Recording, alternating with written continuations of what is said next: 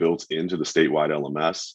So every educator, when they log into Canvas, has the tiles of the courses that they're teaching or that, that they're enrolled in either locally through the professional learning of their division. And they automatically have a tile that says Virginia Statewide Professional Learning Network.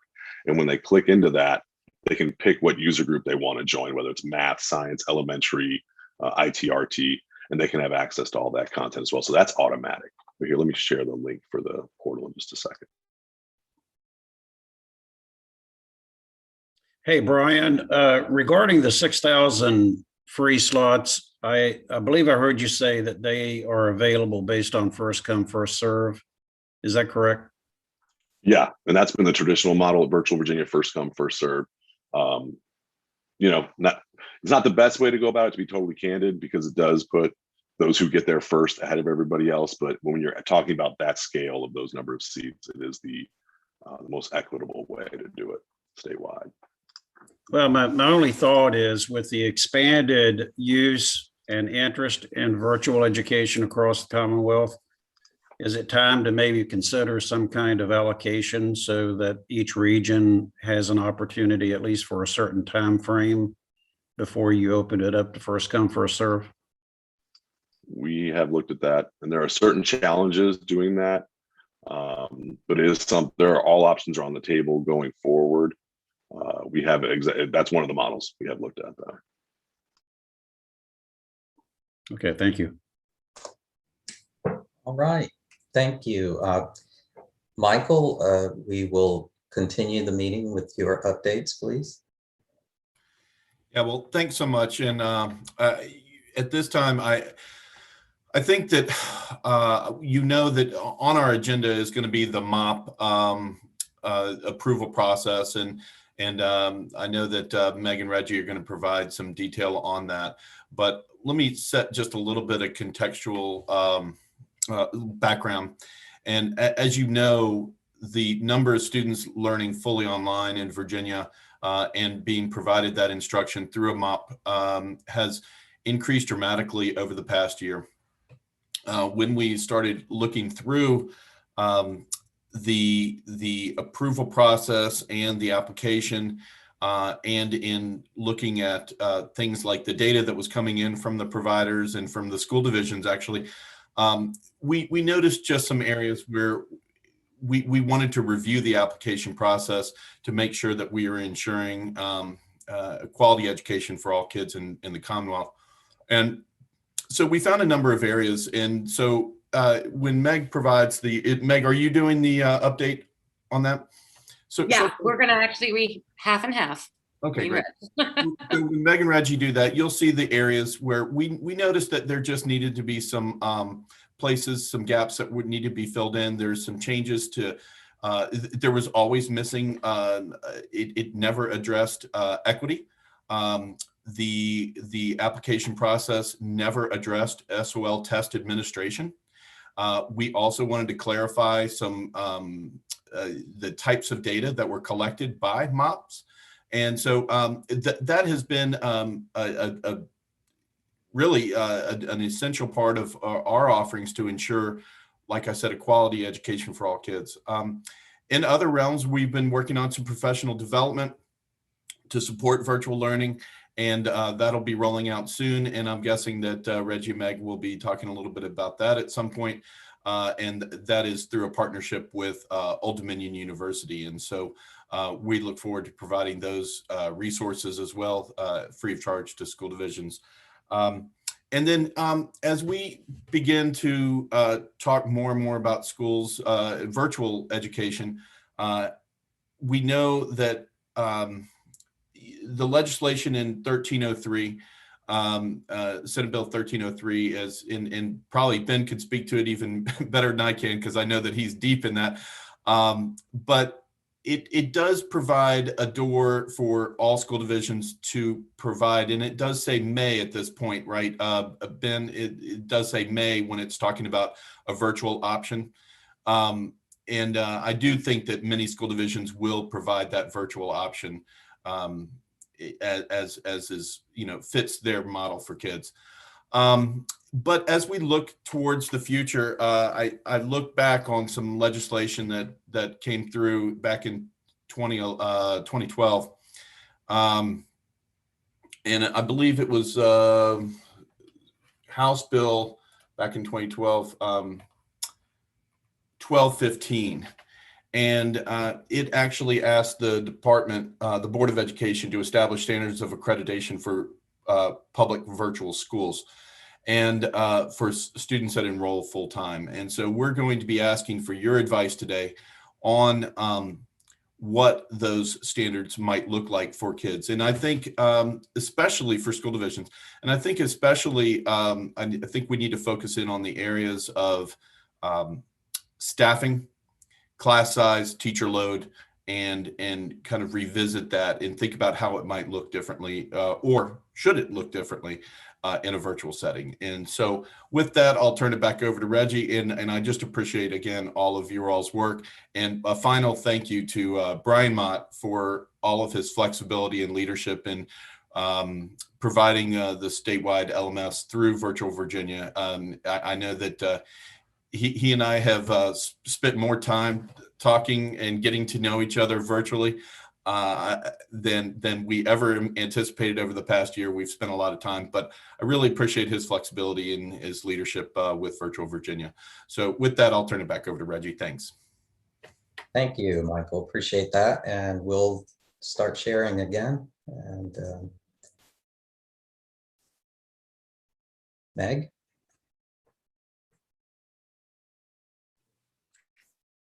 All right. As Michael indicated, we're in the process of revising the approval process for the multi-division online provider, the MOP program. The revisions were presented to the board for first reading in January and on the agenda for final review this week, actually on Thursday, the 18th. Inasmuch, Reg and I wanted to provide a summary of key changes and updates to the application criteria and associated rubric with the MOP program. So firstly, why propose revisions to the procedures? Number one, the legislation directing the creation and approval of processes occurred in 2010. Number two, the current approved process has not been updated since November 2010. And third, revisions will be tied to both changes in the virtual learning environment as well as the increase in the number of students being served virtually. Next, Reggie, thank you. So the chart on this slide and the next few slides will highlight some of the key revisions. Each row will list the topic area, original focus, and then our recommended change. So in the area of processes, the original documents required a 3-year rotation for a full review of an approved MOP. Our new recommendation calls for an annual review, which will align to the revised application and monitoring report. In the area of staffing, the original language had a secondary focus and that required 1 FTE per a maximum of 150 students. Our recommendation now expands the staffing language and requires that MOPs adhere to Virginia's SOAs and SOQs for both elementary and secondary levels.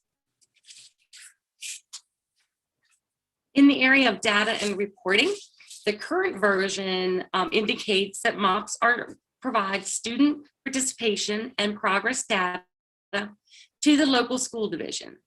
In the proposed revision, the language was expanded to include a reference to FERPA, participation, achievement, state testing enrollment, and diploma achievement. The MOPs will report data during the monitoring process. Thank you, Reggie. And on the topic of accountability, the language originally emphasized the responsibility of the MOP in terms of division participation and progress towards successful completion of the course. The updated language would require a MOP to provide evidence of students' performance in terms of participation and progress, as well as written policies and procedures for grading and reporting, as well as a requirement for the MOP to demonstrate the ability to ensure appropriate administration of SOL tests as directed by the local school division.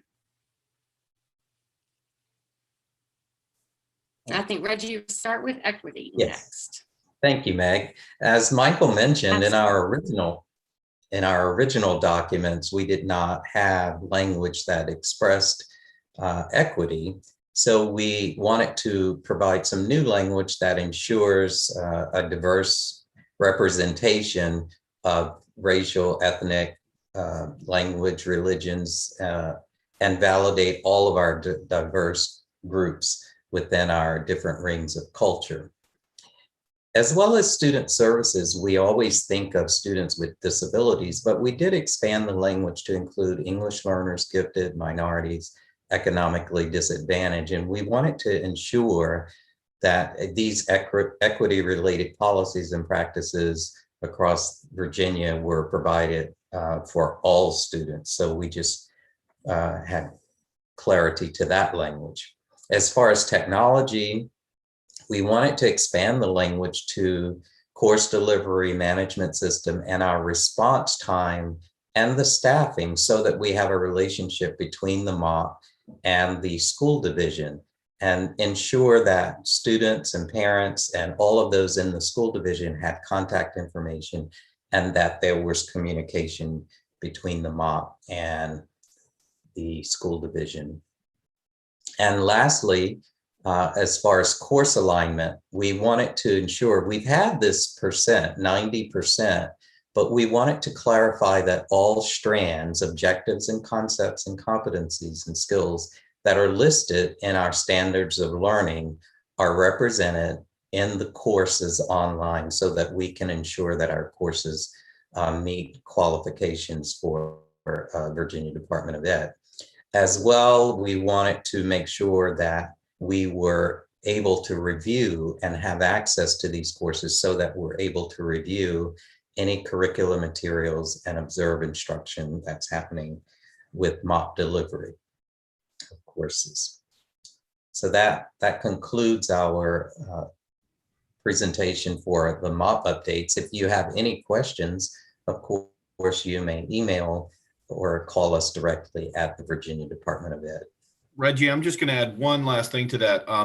The language in the original application required MOPS to, and I believe that the wording said to have reasonable teacher loads, and it said reasonable up to 150 students per teacher.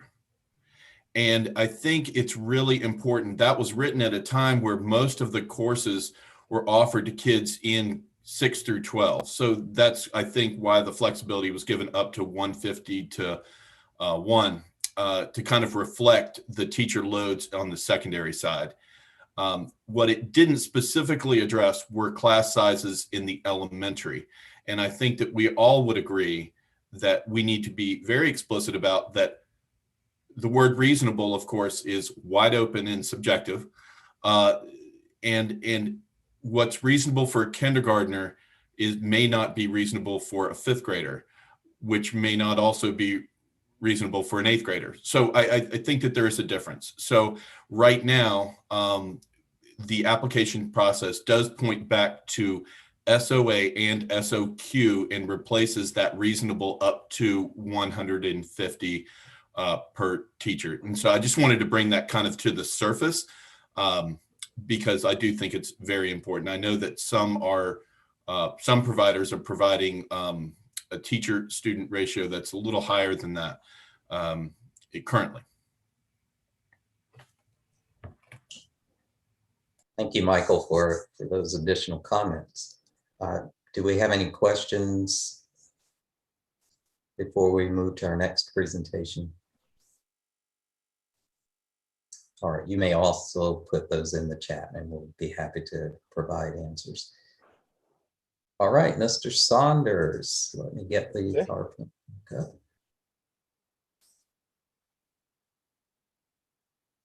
Yep. Okay, want to go ahead and go to the next slide?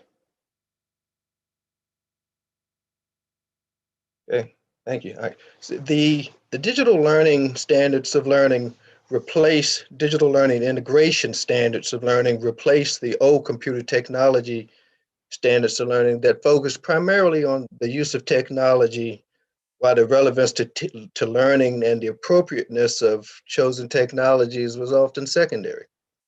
The new standards focus on digital learning.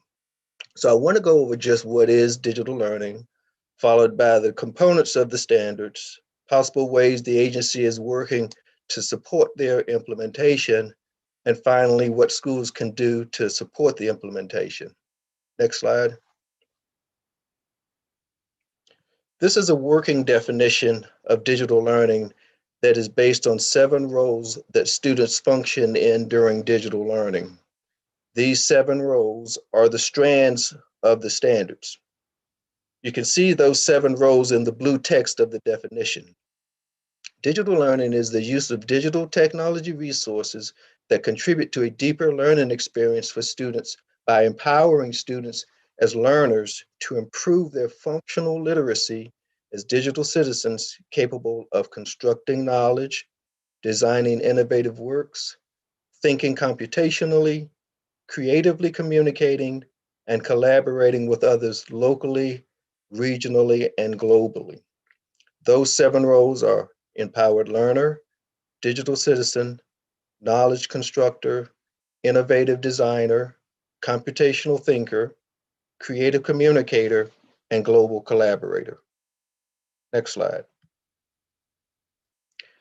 The structure of the standards consists of 3 components: a basic standard statement for each strand, as is used in all of our standards.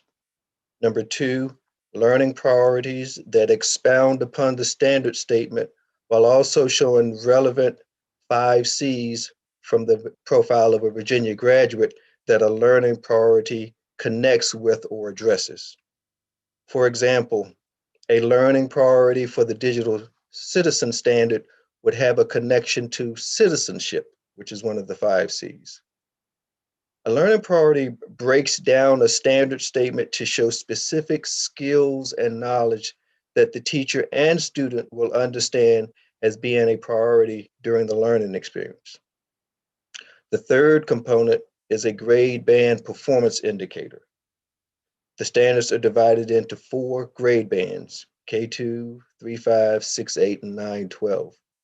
The grade band performance indicator helps the teacher and student understand what actions by the student are indicators of meeting a learning priority and a standard. Next slide. We are looking at 5 different ways of providing guidance and resources to support implementation. There's a close connection between digital learning and those 7 student roles I talked about earlier and the computer science standards. So we want to show that alignment. We also want to show areas of alignment between the digital learning integration standards and the content areas. A glossary for some of the more technical terms used in the standards. Rubrics are intended to help teachers make decisions and go through a thought process when determining the relevant and appropriate use of digital technologies. And finally, technology integration models to help teachers and students understand the continuum or levels of technology integration that exist. 2 models that we're considering, first being TPAC, which stands for technology knowledge, pedagogical knowledge, and content knowledge, and ways in which those 3 areas overlap, sort of imagine sort of in a Venn diagram type of visual. And then SAMR. SAMR is the 4 ways in which technology can be used in content areas: substitute, augment, modify, and redefine. Next slide. Here are 3 ways schools can start to support implementation. Talk about the standards with teachers. Make sure they know they exist. And of these 3 ways, I think the proper use of ITRTs is the most impactful. ITRTs should be instructional coaches that help teachers consider ways in which technology can enhance the teaching and learning experience. And from talking with different people around the state, I think the biggest challenge is that these ITRTs are locally control. They're school-based, and different school administrators have different ideas on the roles that these ITRTs play. And then the final way of supporting the course is through leadership, which is what I really was, that's one example there of leadership, making sure that the school leaders really see the way that these ITRTs can be used, but then other ways of support, making sure there's ongoing professional learning to support the implementation. Any questions? Okay, thank you for your time.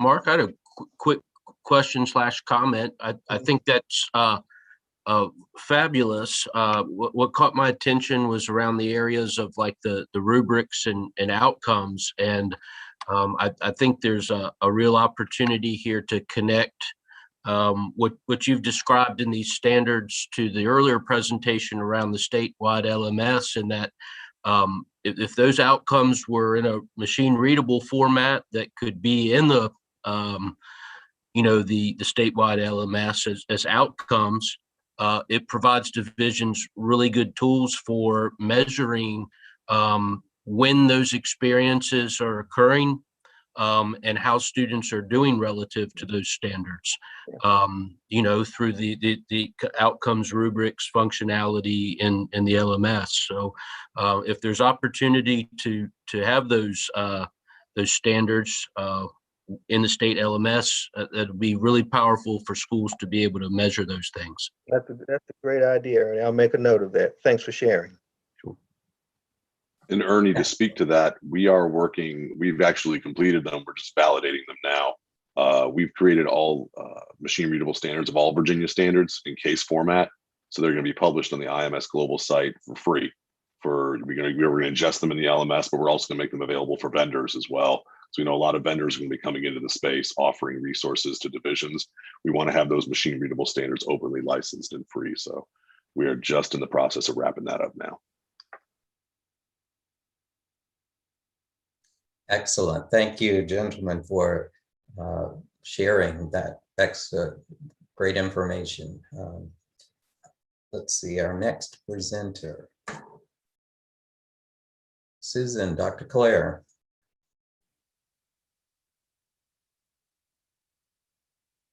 Hello, everyone.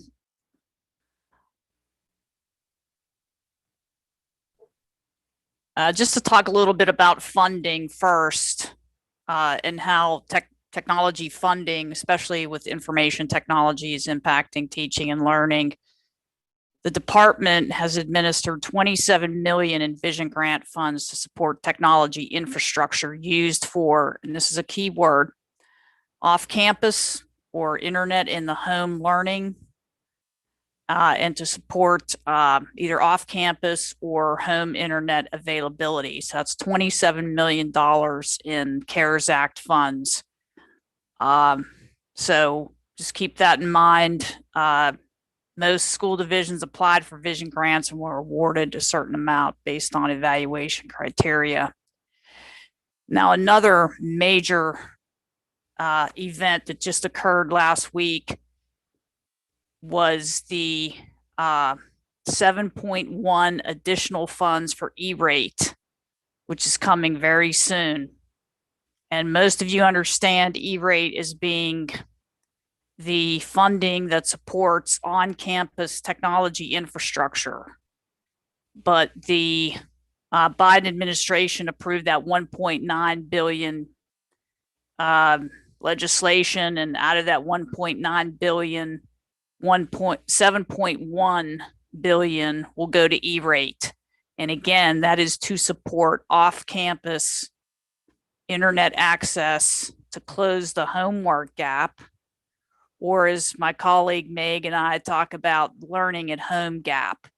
And the another, I think, a really important thing to note is that Jessica Rosenworcel has been appointed the interim chief FCC commissioner, and anybody that knows her work over the last several years, she's been focused on the homework gap. So we just might eradicate this issue once and for all over the next several years. So we're seeing an increase in funding for IT, so that has major implications for education. Another thing I want you to think about is that an increase in mobile computing devices such as one-to-one computing devices in a foreseeable future for almost every student has a device, and connectivity 24/7 is not far away. There has been an increase in internet access for students and households through fiber, LTE mobile internet, hotspots, SpaceLink programs, low-cost internet program rollouts, private LTE networks that enable communities to become increasingly connected to the internet. The concept of anytime, anywhere learning for students is now a reality. I've been talking about this in all of my communications with technology staff and school divisions of this concept of anytime, anywhere learning. It's here, it's now. So anytime, anywhere learning, are you preparing for that model? And just some accompanying questions to ask is, how does every student having access to the internet and a computing device change how and where students can learn? How are you preparing for that?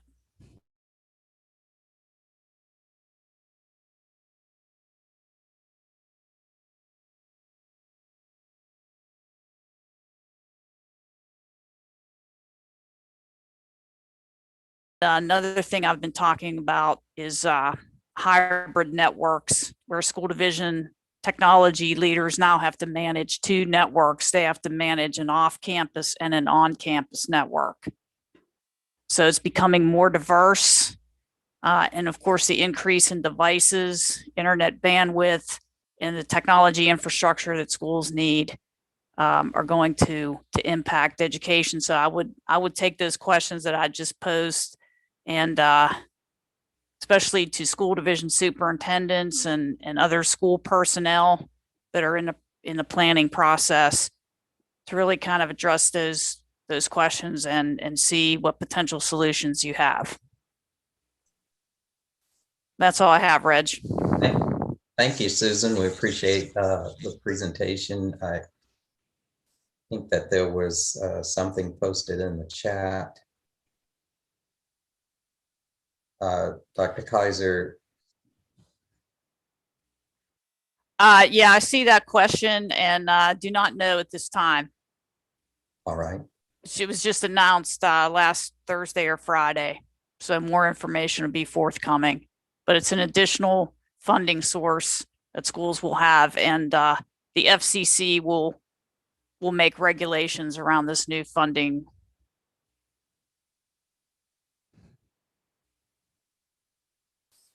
All right, thank you so much. Now we're going to have Jean Weller.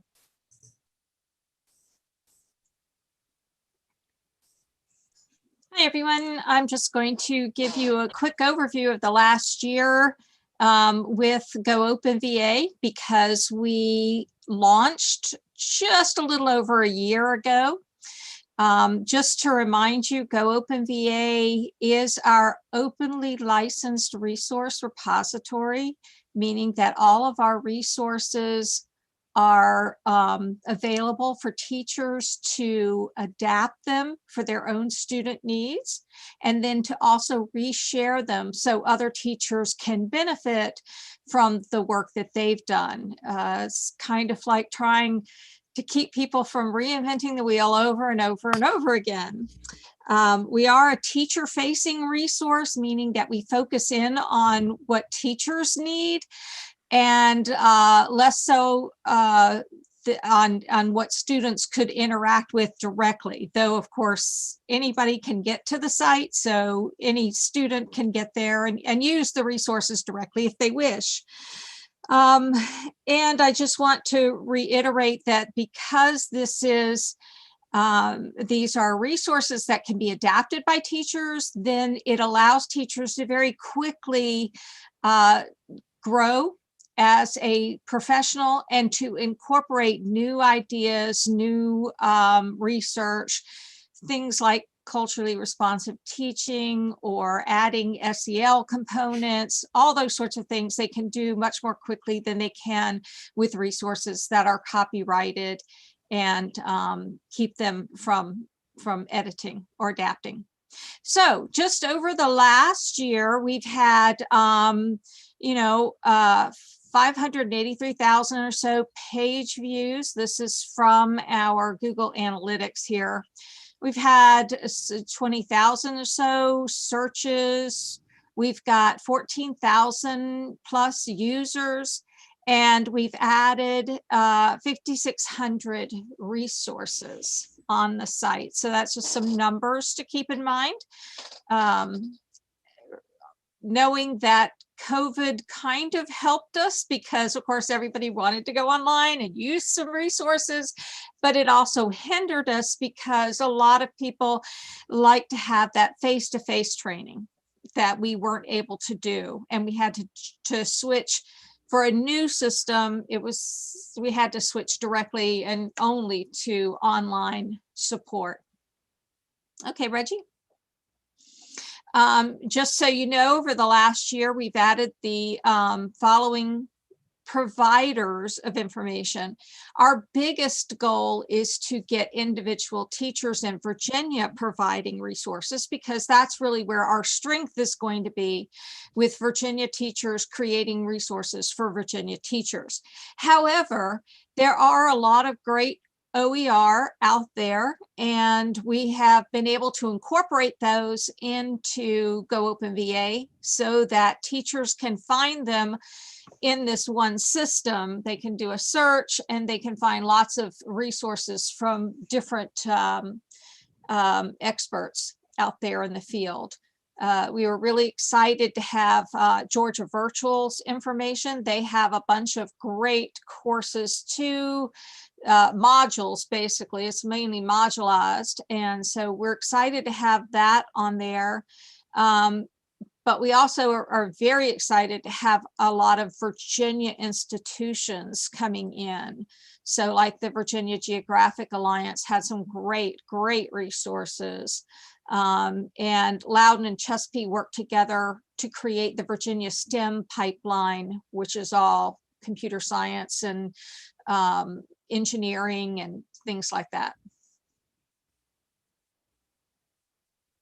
And then just to let you know what's coming up this year, things that we're currently working on, we have 10 mini grants that were approved last year, and they should be being completed at the end of April. So those resources will be up from school divisions.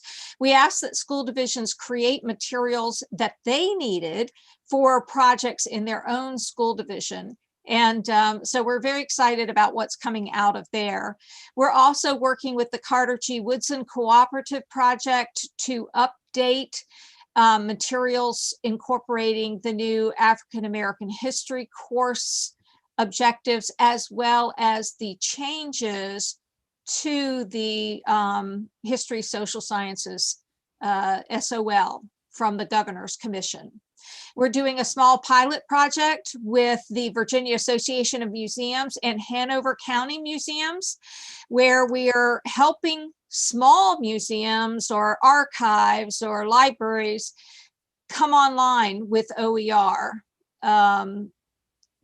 Because most of them, you know, like our small school divisions don't have the personnel necessarily to do a lot of fancy things. They do have a lot of resources that teachers could use and could adapt for teaching.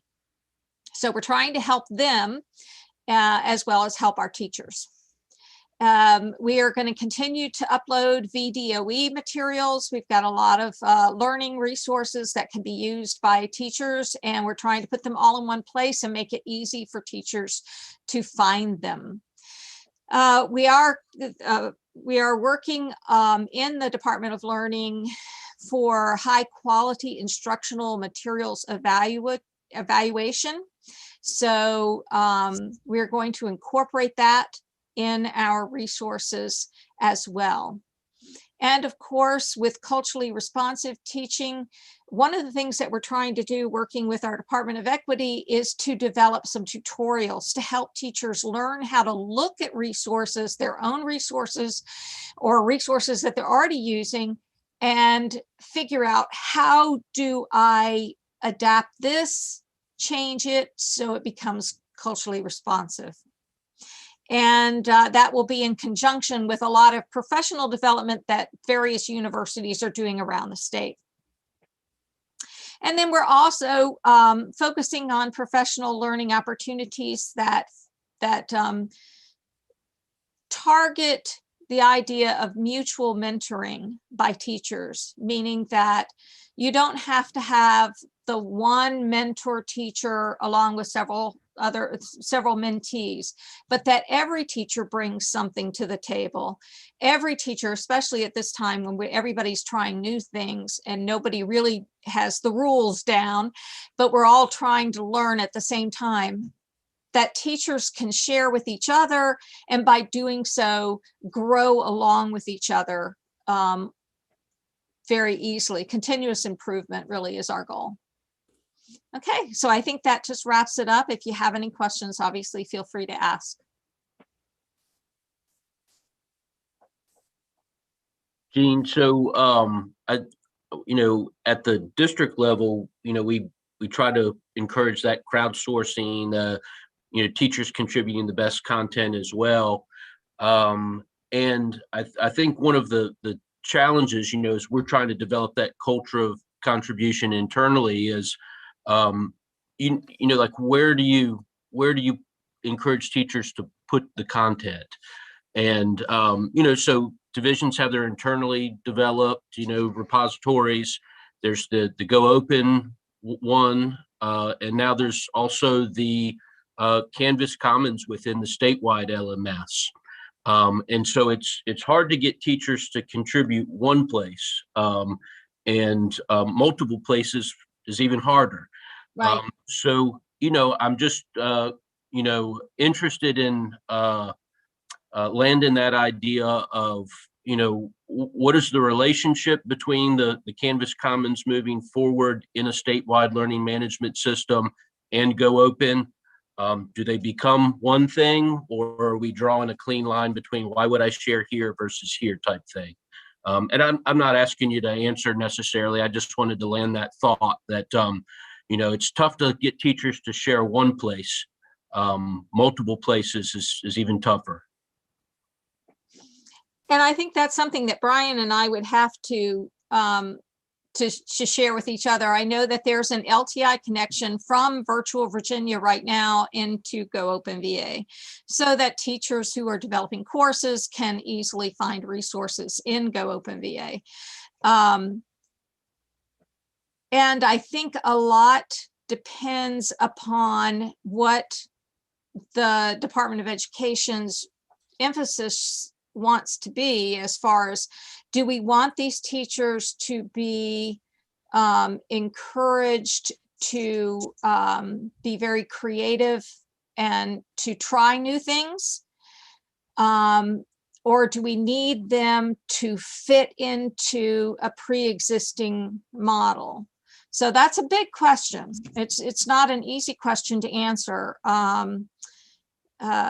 My bent has always been that we need to allow teachers to really be very creative and open to new ideas. And if you force them to fit into one model, that's not going to happen as well. And teachers are going to be, when they have to respond to, I guess, being evaluated before they can be published, oftentimes they aren't going to do, they're just not going to take that extra step to put it up there. So we try to keep Go Open VA as laid back as possible so that teachers feel that confidence to share their resources. I can't speak for how Brian is approaching the Commons and how that is going to fit in, but it's certainly something that we do need to discuss and try to figure out. Yeah, that speaks to that bigger, there's over the last year, there's been so many more learning resources available, and Canvas Commons and Go Open VA are a great example of that. And I skipped over a few slides in my presentation for the sake of time. And Virtual Virginia Canvas Commons, Ernie knows, you can download an entire course in just a few seconds. And Go Open VA is more about the resources, right? Where both of them are, the teacher can change and add things to and move things around. But if you want an entire course, Virtual Virginia, the slide I skipped, there's 92,000 courses were downloaded this year out of Canvas Commons across the state. Our initial thought or estimate was about maybe 20,000. Right now we're at 92. So that speaks to that need there. And what Jean just shared in Go Open VA, there's a lot of traffic there as well. And at Go Open VA, you can incorporate outside resources. Virtual Virginia, we want to make sure anything that's shared in the Commons is either from a division or from the Virginia Department of Education via Virtual Virginia. So Go Open VA is able to capture more resources, more content, and be very nimble about doing that. The stuff you get through Canvas Commons is more of a packaged module courses. It's really difficult just to share one or two small artifacts in Canvas Commons. It can really encompass more of a course or a half of a course, something like that. So in my mind, it's just more opportunities for educators. It's just, you're right, Arnie, where do we ask them to share it? And hopefully that'll be ironed out over time. So thank you all for that robust discussion. And we know that it's important, the materials and the resources that we're providing across the state, both through Virtual Virginia and Go Open, are very important as we expand what we offer to teachers. We've been talking a lot, and we wanted to engage you all now. And we have 3 questions, but certainly the first one is going to be very important to us as we expand virtual learning in the state. And we want you to just initially respond to this question by typing in the chat. We're looking for big themes, and then what we'll do is open it up for discussion and get comments from everyone. So initially, just react to this first question that Meg is going to read for you, and just type in the chat, very short, not paragraphs, but very short reactions. So the first question, as Michael has indicated earlier in the presentation, is very important to us as we seek to improve and enhance the quality of virtual learning in Virginia. So the first question asks for some considerations for special regulations regarding virtual learning in virtual schools in Virginia, including accreditation for virtual schools. So we're interested in hearing your thoughts about some areas that we could look into in order to start developing some considerations around the area of virtual learning and virtual schools. So if you could share some ideas that you have, and that would be wonderful in the chat. And then we're going to look for some common themes that we can discuss. So, any initial reactions in the chat?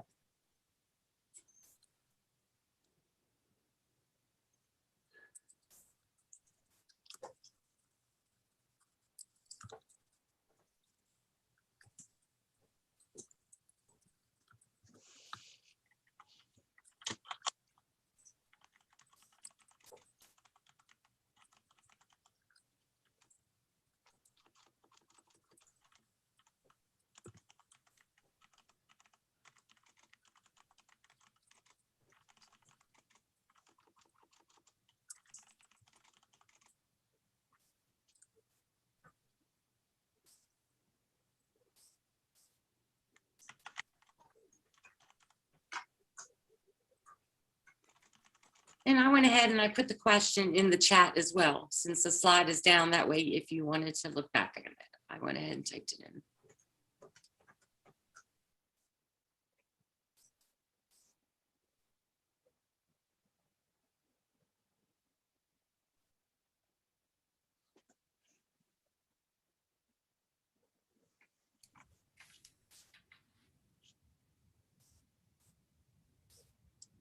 And I see that Michael put something about class sizes in elementary, and that's something that we are looking at. So if any thoughts on whether that should vary than the brick and mortar SOP requirements as far as elementary level, or, should they be the same, mirror, brick and mortar? We're interested in hearing about that as well.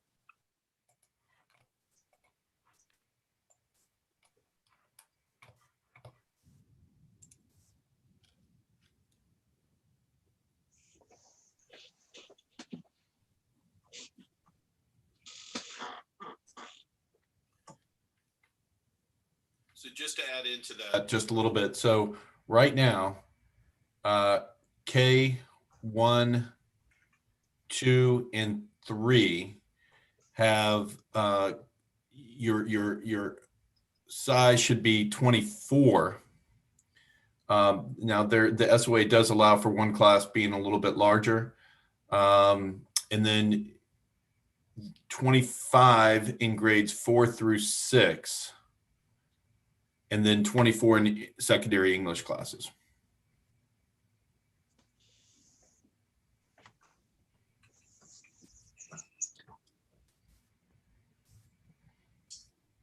So I'm sorry, Michael. Well, I mean, I guess it's just a general question. Is 1 to 24 when you're teaching virtually appropriate? Could it go higher? Should it be different than a in-person? Interested in your all's thoughts.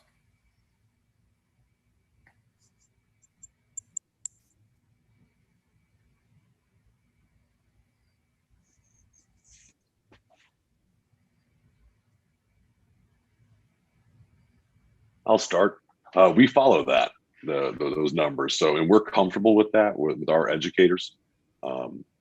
We know that some students have learned really well online and they can run and jump with it. They have access, it's not an issue, but you're going to encounter issues when you're teaching online with access or with sometimes availability. So you want to have extra time in for the educator to prescribe to those seat numbers. Yeah, and I think that one thing we've learned over the pandemic is that students have tremendous, many students have tremendous issues with their emotional stability and their feelings of isolation and some of the other things in a virtual setting. And so we want to make sure that we're providing a class size cap that really does make sure that the teacher can connect with each student in a very individual way.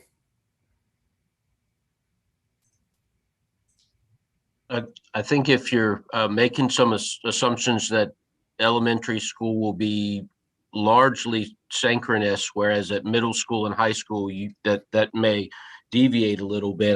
I think that makes an argument for keeping the class sizes similar to what they are now. At least that's been our experience, that it requires a lot to have that level of synchronous instruction and making sure you're reaching every kid.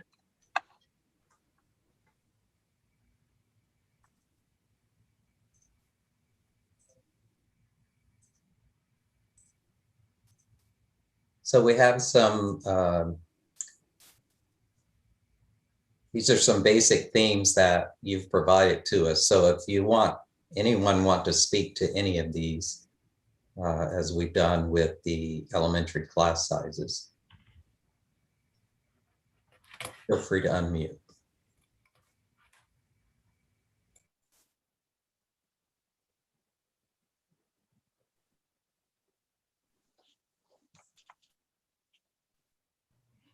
This is Rodney Jordan. I apologize for coming on late. Immediate past president with the Virginia School Boards Association. Not certain about what the other questions that that may be asked to follow, but I did just wanted to raise the question around the digital inclusion, digital equity aspect to this work. Just as there's work going on to try to have culturally diverse teachers who are in the physical classroom. I know during the previous presentation, there was talk about the cultural responsiveness. I also served on the governor's African-American History Task Force that was referenced earlier. So I just had a general question out there for consideration trying to make sure that as the virtual environment grows, that the efforts of trying to address equity from the teacher profession, from the student perspective, as we're trying to do in the physical environment, that we make sure that we are intentional moving forward in the virtual environment as well. Thank you, Rodney. Any other reactions? So we know that you all have been participating in virtual learning in different models across the state as we've all been dealing with the pandemic. So Meg, do you want to? Yeah, so a question that we were really interested in hearing your thoughts about is on this slide. What is one thing that you've learned this year related to virtual learning that will help you better address a hybrid, a blended, or virtual model next year? For instance, new technologies, strategies, or professional development models. And I'll go ahead and type that in the chat as well, Reg.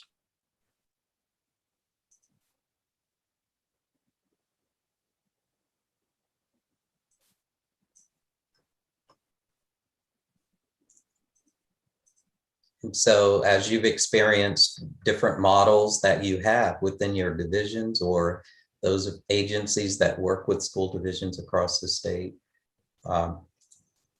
any things that you want to point out that you've learned or have been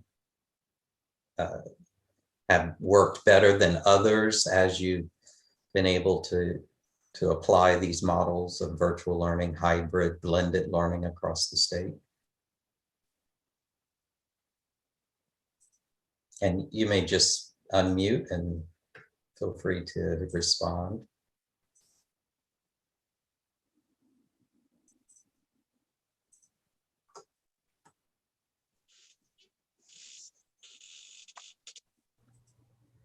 I guess you all are all talked out from earlier in the meeting. So I'll just say, you know, I sit in a school board seat, so we're at the policy and governance level.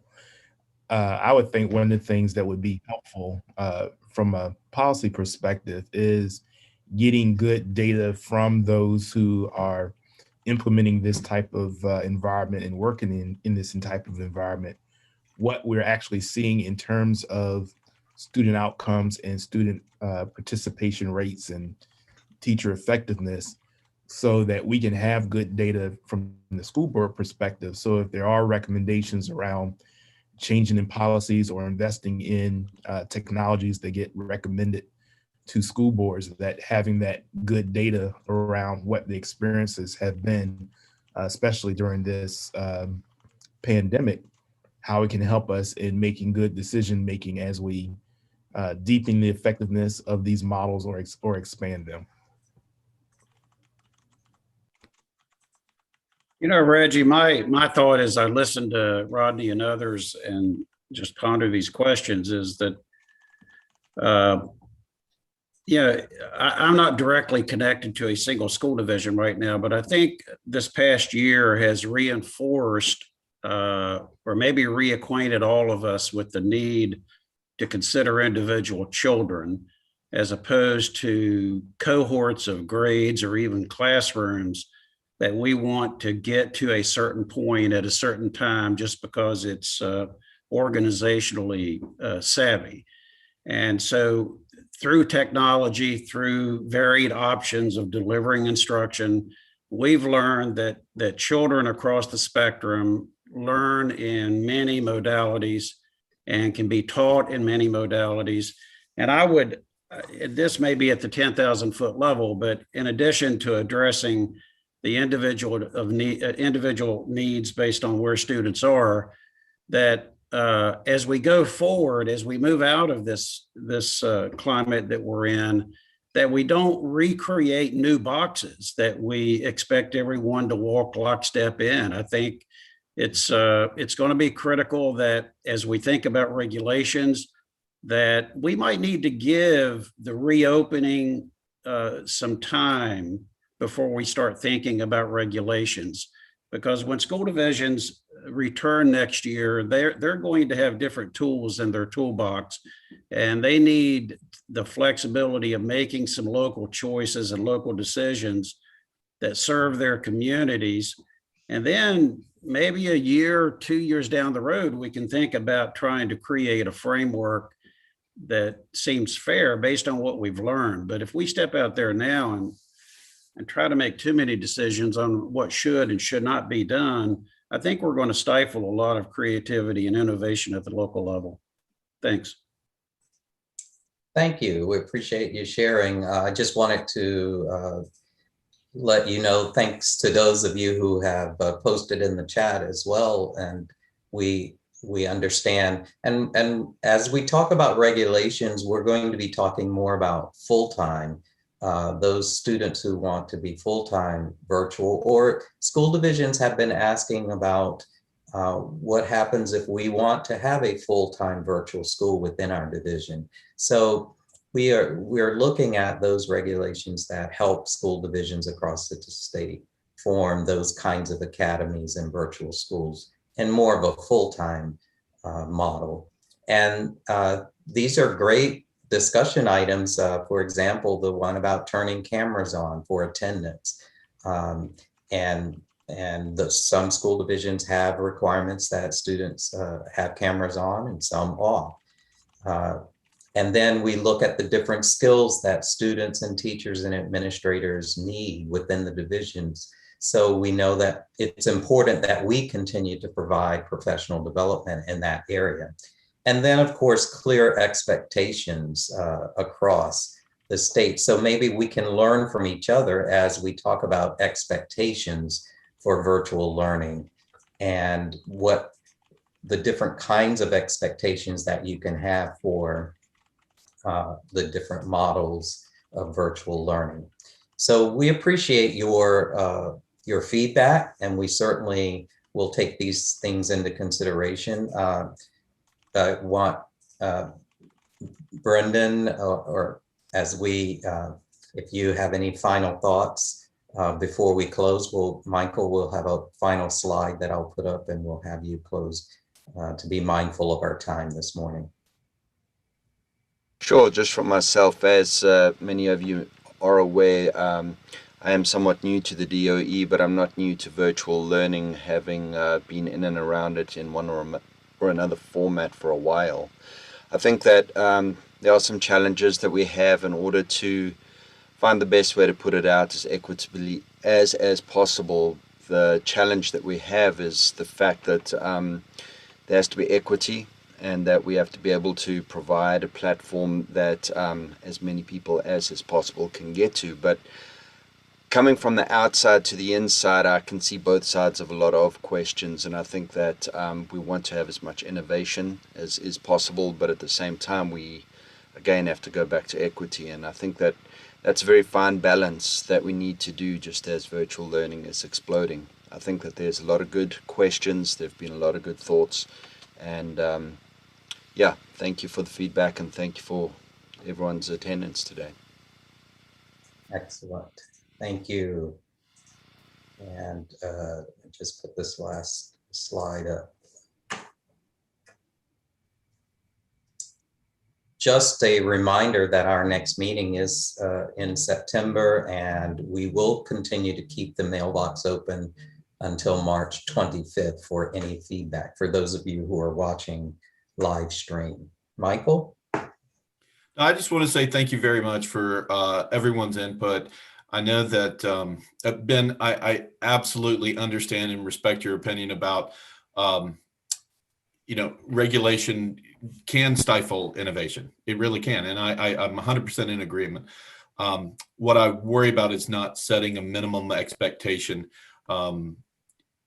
to ensure, especially when school divisions contract with an outside provider, and kind of setting some minimum expectations for full-time enrolled students. But I do understand and respect your thoughts on that. So thank you for that comment. And I really do appreciate the experience, expertise, and the time that you all gave today. and always on this meeting. Really appreciate it. And thank you so much for your time today. Bye-bye. All right. Thank you, everyone. Have an enjoyable rest of the year and be safe.